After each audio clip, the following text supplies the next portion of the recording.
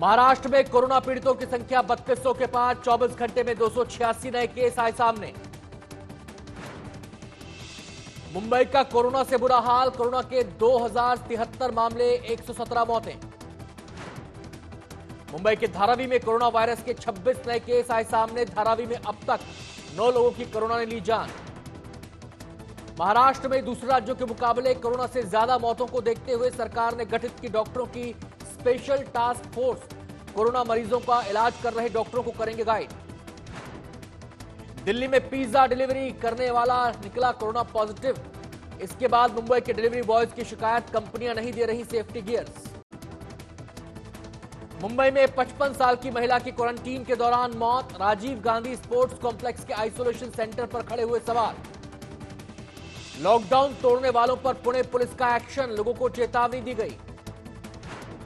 पुणे में सड़क पर सोशल डिस्टेंसिंग का सिखाया गया पाठ, कई लोगों को सजा।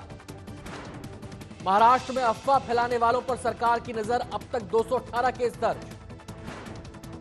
अहमदाबाद के आयुर्वेदिक अस्पताल में घुसा तेंदुआ, मचा हड़कंप।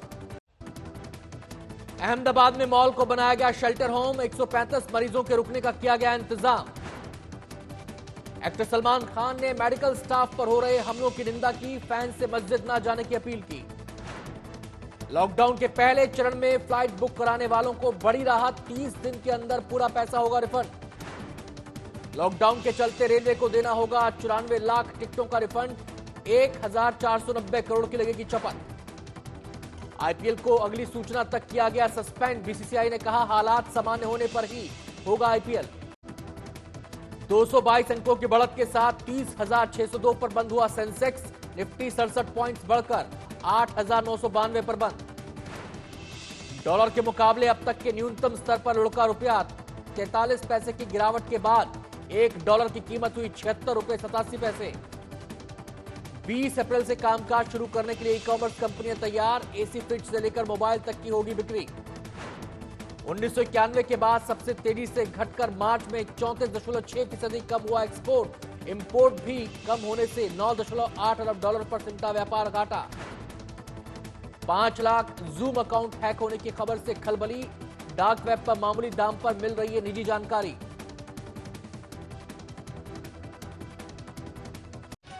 नमस्कार, आप देख रहे हैं आज तक और मुंबई मेट्रो के साथ मैं हूं अनंत भट्ट। कोरोना के तेजी से बढ़ते मामलों के अलावा महाराष्ट्र के लिए एक और चिंताजनक बात यह है कि दूसरे राज्यों के अलावा कोरोना से होने वाली मौतों की दर यहां पर ज्यादा है। इसलिए सरकार ने अब एक्सपर्ट डॉक्टरों की एक स्पेशल टास्क फोर्स बनाई है जो कोरोना के मरीजों का इलाज कर रहे डॉक्टरों को गाइड करेगी। कोरोना मरीजों का इलाज कर रहे डॉक्टरों को एक हॉटलाइन भी मिलेगी। ये सुविधा सरकारी डॉक्टर और निजी डॉक्टरों को भी मिलेगी।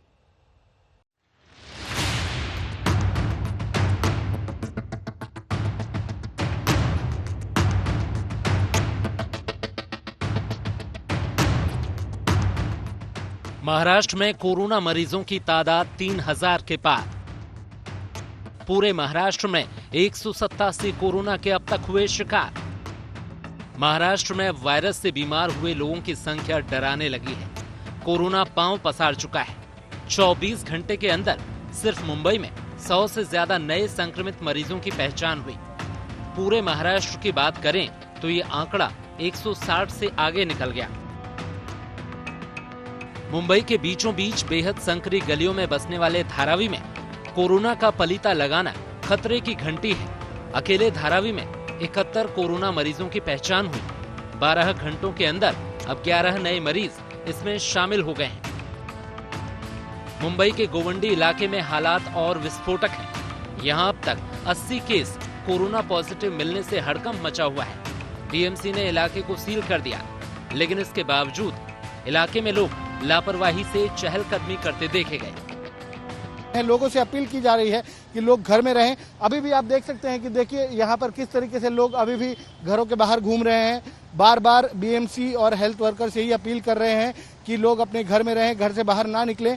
पुलिस भी यही अपील कर रही है, पर लोग अभी भी बात नहीं सुन रहे हैं। महाराष्ट्र में अब तक 52,000 से ज्यादा नमूनों की जांच की गई है। पूरे राज्य में 70,000 से ज्यादा होम क्वारंटाइन में, जबकि करीब 6,000 अलग अलग अस्पतालों में क्वारंटाइन किए गए हैं। अकेले मुंबई में 381 हॉटस्पॉट इलाके की पहचान की गई है। सरकार कोरोना को मात देने के लिए सख्ती भी कर रही है, लोगों को समझा भी रही है, लगातार टेस्ट भी किए जा रहे हैं, प्रभावित इलाकों को लगातार सैनिटाइज भी किया जा रहा है। देवेश सिंह के साथ पंकज उपाध्याय, मुंबई, आज तक। दिल्ली में एक पिज्जा बॉय के कोरोना संक्रमित मिलने के बाद मुंबई में भी ऑनलाइन ऑर्डर करने वाले लोग डरे हुए हैं। मुंबई में जो डिलीवरी बॉय खाना डिलीवर कर रहे हैं, उनका आरोप है कि उनकी कंपनियों ने उन्हें कोरोना बचाव के लिए जरूरी बेसिक चीजें भी नहीं दी हैं। दूसरी तरफ कुछ होटल और रेस्टोरेंट ऐसे हैं जो पूरे हाइजीन और सोशल डिस्टेंसिंग का पालन करते हुए बेघर और मजदूरों के लिए खाना बना रहे हैं।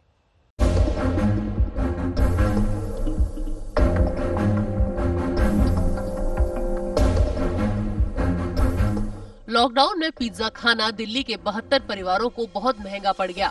एक पिज्जा डिलीवरी बॉय में 20 दिन से कोरोना के लक्षण थे, पर वो पिज्जा डिलीवर कर कोरोना का खतरा बांटता रहा। 14 अप्रैल को उसे कोरोना पॉजिटिव पाया गया।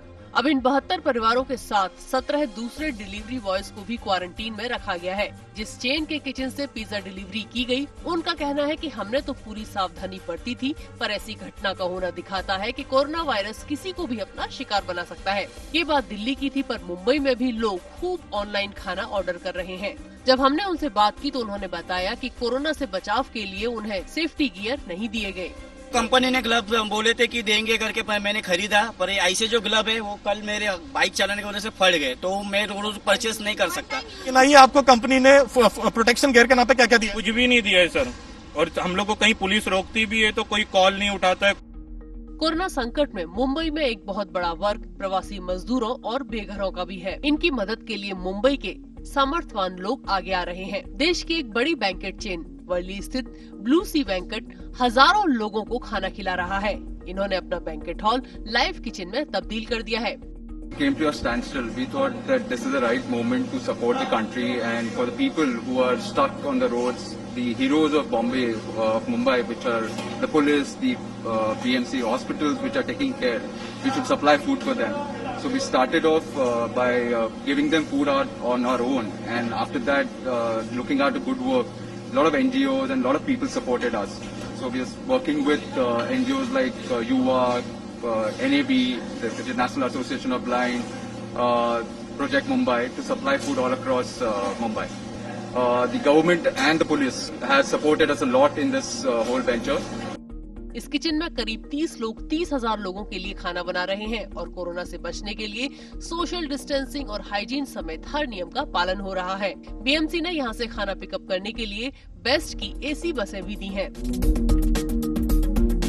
पंकज उपाध्याय के साथ तनुश्री पांडे, मुंबई, आज तक। मुंबई के बांद्रा स्टेशन पर हजारों मजदूरों की तस्वीरें सामने आई तो पूरा देश हिल गया। उनके भविष्य को लेकर, जीवन यापन को लेकर तमाम तरह के सवाल उठने लगे। लेकिन मसला केवल इतना ही नहीं है। दरअसल ये मजदूर जिन उद्योगों में, लघु और मध्यम उद्योगों में काम करते हैं, उनका भविष्य भी संकट में दिखाई दे रहा है। महाराष्ट्र एक इंडस्ट्रियल राज्य है। यहाँ small and medium scale industries में लगे कामगारों को अपना भविष्य काफी डरावना लग रहा है। लॉकडाउन की वजह से हजारों की नौकरी जा चुकी है। इन कामगारों को लग रहा है कि अब वापस अपने गृह प्रदेश लौटने के अलावा इनके पास कोई चारा नहीं है। खाना नहीं मिलता, उधर सेठ लोग पैसा भी नहीं देता है, कुछ नहीं देता, काम भी नहीं है, तो क्या करेगा अभी बताओ। अच्छा। 8 दिन हो गया था, यहाँ कोई एक जन सेठ भी नहीं, कोई ऐसा बोला कि पहले 100, 200, 50 ये तो ले ले। छोटे और मध्यम उद्योगों में पहले से ही प्रोडक्शन बंद है और आने वाले कुछ महीनों में यानी बरसात के सीजन में प्रोडक्शन ऐसे भी नॉर्मल से कम होता है। तो अगर अगले 1-2 महीने में हालात ठीक भी हो जाए, फिर भी अगले 1 साल तक छोटे और मध्यम उद्योगों को और वहां पर काम करने वाले मजदूरों को संकट का सामना करना पड़ सकता है।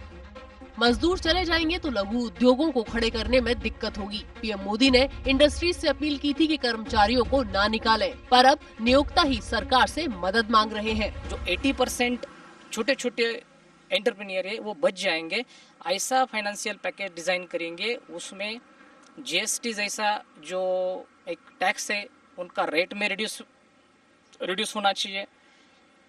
इलेक्ट्रिसिटी का जो बिल है जो काफ़ी इलेक्ट्रिसिटी हेवी है, महाराष्ट्र में सबसे ज़्यादा है, उसमें कटौती आनी चाहिए, उस रेट में रिड्यूस होना चाहिए। जो EMI है वो EMI में जो लोग बड़े बड़े लोन उनके ऊपर है तो रेट ऑफ इंटरेस्ट कम होना चाहिए। ऐसे काफ़ी सारे इनकम टैक्स जैसा इशू है, ऐसे काफ़ी सारे इश्यूज है जहाँ पे प्रधानमंत्री जी, गवर्नमेंट इनको सपोर्ट कर सकती है। लॉकडाउन से पैदा हुए हालात में नियोक्ता और कर्मचारी दोनों को ही बचाने की जिम्मेदारी सरकार पर आ गई है। नासिक से प्रवीण ठाकरे और मुंबई से कमलेश सुतार के साथ आज तक ब्यूरो। लॉकडाउन के दौरान सलमान खान पूरे परिवार के साथ पनवेल के फार्म हाउस में फंसे हैं। वहीं से उन्होंने लॉकडाउन तोड़ने वालों को नसीहत दी है। सुनिए जरा क्या कहा है सलमान ने। तो हेलो, नमस्ते, अस्सलाम वालेकुम, सत श्री अकाल, केम छो। ना बिग बॉस अभी नहीं शुरू हो रहा है, टीवी वाला बिग बॉस। ये जिंदगी का बिग बॉस शुरू हो गया है। सब घर में बैठे हैं, लेकिन कुछ लोग हैं जो कि उल्लंघन कर रहे हैं। अब हाल ही में मैं यहाँ पर आया 2 दिन की छुट्टी के लिए और छुट्टी हो गई। मेरी नहीं, हम सब की। ये कोरोना कोविड-19 ने सबकी छुट्टी कर दी, क्योंकि यहाँ पे पूरा ख़ानदान है, पूरा परिवार है। हमारी अम्मी हैं, हमारी 2 बहनें हैं, उनके बच्चे हैं और कुछ काम रिलेटेड लोग आए थे जो कि अब जाके इस कोरोना वायरस कोविड-19 के अंदर दोस्त बन गए। तो यहाँ पर हमने एक रूल बनाया कि यहाँ पर जो है वो यहीं पर रहेगा और बाहर का कोई नहीं आएगा और अंदर से कोई बाहर नहीं जाएगा। अब जिसको ये बात समझ में नहीं आ रही कि इसको मैं कहाँ लेके जा रहा हूँ, वो मेरी बात गौर से सुने। किसी भी बीमारी में रिजल्ट पॉजिटिव होना बहुत दुखदायक बात है, और स्पेशली उस बीमारी का जिसका कोई इलाज नहीं है। लेकिन किसी पॉजिटिव पेशेंट के दिमाग में एक नेगेटिव थॉट आ जाना, एक उसका संयम खो देना, होप खो देना, वो उससे बुरी बात है। और जो पॉजिटिव टेस्टेड पेशेंट है उसका दुख ना समझना, वो एंटी ह्यूमन, एंटी इंसानियत है।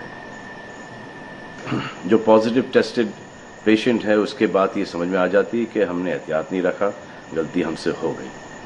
और जो नेगेटिव है और एहतियात नहीं रख रहे हैं वो जल्द पॉजिटिव हो जाएंगे, ये गारंटी है। और फिर अपने पूरे ख़ानदान को ये बीमारी दे देंगे। ख़ानदान से मोहल्ले को, मोहल्ले से शहर को, शहर से पूरे हिंदुस्तान को। मुंबई मेट्रो में इतना